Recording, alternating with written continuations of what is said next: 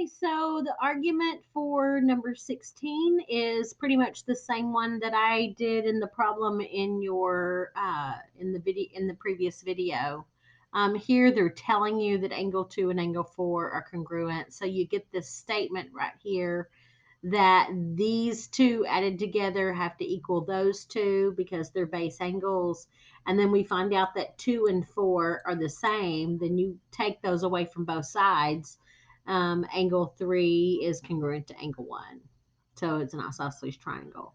We've already talked about this one too. It has to be an equilateral triangle because the definition of isosceles is at least 2, and an equilateral has 3, and 3 is at least 2. I'm going to say that again. 3 is at least 2.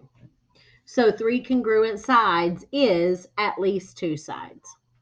Then on the lesson practice, you need to draw the triangle. They tell you that the vertex angle is B. So I drew my triangle and I put B at the top. Now, being at the top does not what make it the vertex angle. It's the fact that these two sides are congruent. So A and C were the base angles. So I set them equal to each other and solved. X is valued at 13. If X is valued at 13, then I plugged 13 in right here. 13 plus 5 is 18, and that's where they got that. Find the measure of the vertex angle of an isosceles triangle is 120. So if the vertex angle is 120, 120 plus x, because the two base angles have to be the same, those three angles together have to equal 180. Solve that for x. And, oh, I didn't solve it for x. X comes out to be subtract 120 is 60, so divide by 2. So x would be 30. And x is the measure of each one. So yeah.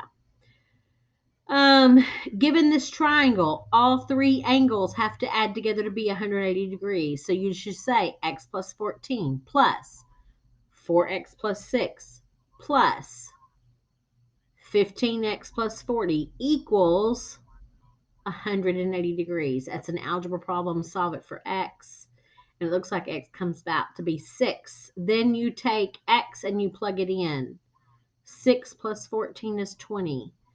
4 times 6 is 24 plus 6 is 30.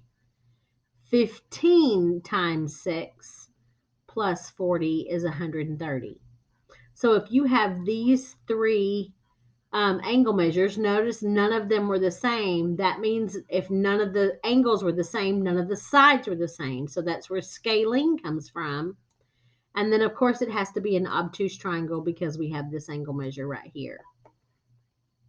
And then Juan said that he drew a triangle with measures 118, 30, and y. He said that he chose the correct value of y.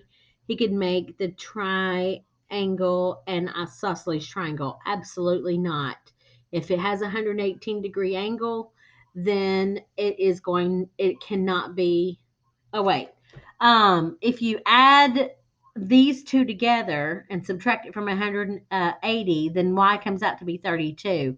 Those three are all different. And in order to have an isosceles triangle, you have to have two angles that are the same. All right, that's it.